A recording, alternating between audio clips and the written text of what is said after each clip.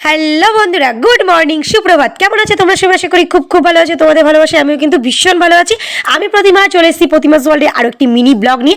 আজকের ব্লগটা আমি শুরু করে দিয়েছি কিন্তু ছাদ থেকে।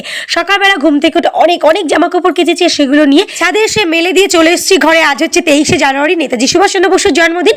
সে কারণে তোজবাবু এখানে নেতাজি সুভাষচন্দ্র বসুর পায়ে একটু ফুল দিয়ে প্রণাম সেরে নিচ্ছে। তো ও জানতো না আজকে কি ডে, তা ওকে আমি বলাতে ও কিন্তু সেটা সেলিব্রেট করতে চলেছে। তার উপর জানো তো কি বলেছিল, যে মা আজকে তো সুভাষচন্দ্র বসুর জন্মদিন, তো তুমি একটা কেক বানাও, কেক কাটিং হবে।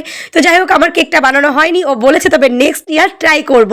তো এখানে ও সুভাষচন্দ্র বসুকে একদম স্যালুট জানিয়ে দিয়েছে। তো এইভাবেই কিন্তু আজকের দিনটা আমার তজস্বরা সেলিব্রেশন করলো।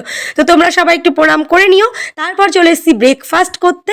রান্না বান্না আজকে আর কিছুই শেয়ার করতে পারিনি, বিকজ খুব খুব খুব ঠান্ডা পড়েছিল।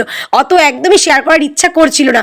তো এখানে আজকে ব্রেকফাস্টে ছিল ভাত, একটা শিম ফুলকপি দিয়ে একটা চচ্চড়ি মতো, আর ছিল কিন্তু সয়াবিন আলু দিয়ে একটা মাংস দিয়ে তরকারি। ভাবছি এটা আবার কেমন তরকারি, তাই না? মানে অল্প কিছু সলিড চিকেন ছিল আর কিছু সয়াবিন আলু দিয়ে প্রেশার কুকারে একটা দারুণ তরকারি বানিয়ে নিয়েছি। চট জলদি, খুব সুন্দর। আর এখন পেয়ে গেছে ভীষণ খিদে, পেটে ছুঁচো ইঁদুর দৌড়াদৌড়ি করছে। তো চলো খেয়ে নিই।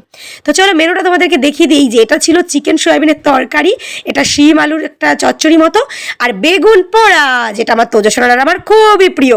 চলো ঝটপট রোদ্দুরে বসে শীতের সকালে গরম গরম ভাত খাওয়ার মজাই আলাদা। তোজবাবুকে বললাম চলো একটা আসন নিয়ে এসে বসো, কোনো কথাই শুনলো না। আমার মতো মেঝেতে বসেই খেতে আরম্ভ করলো। খেয়ে দিয়ে আমরা দেখো যাচ্ছি এখন স্যারের বাড়িতে। আজকে প্যারেন্টস মিটিং আছে, তো সেই কারণেই তোজবাবুকে নিয়ে আমি বেরিয়ে পড়েছি। তো ওখান থেকে সমস্ত কাজ বাজ সেরে একেবারে সন্ধ্যাবেলা তোমাদের কাছে চলে এসেছি। আর আজ ইচ্ছা করলো একটু বড়মশাইকে মালপোয়া বানিয়ে খাওয়াই। তো অনেকদিন ধরেই ও বলছিল, বাট বানানোই হচ্ছিল না। তো সেই কারণে আজকে কিন্তু আমি বানিয়েই ফেললাম। আর মালপোয়াগুলো বানিয়ে আজকে আমি কিন্তু চিনির শিরার মধ্যে ডুবিয়ে বেশ একটা রস বড়ার মতন বানিয়ে ফেলছিলাম, যেটা খেতে ভীষণই স্পঞ্জি আর খুব টেস্টিও হয়েছিল।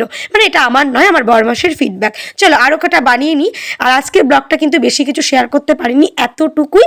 আর সাথে কিন্তু আরও অনেক কিছু বানিয়েছিলাম, সেগুলো তোমাদেরকে দেখিয়ে দিই। এটা হচ্ছে পাটি সাপটা, আর এটা হচ্ছে সেই রস ভরা মালপোয়া। আর কিছু মালপোয়া কিন্তু আমি এখানে টিফিন বক্সে ভরে নিয়েছি, এগুলো পার্সেল হয়ে যাবে। তো চলো আজকের ভিডিওটা আর বেশি বাড়াবো না, এতটুকুই রাখছি।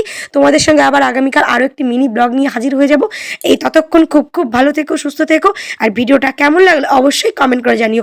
টাটা বন্ধুরা, গুড নাইট।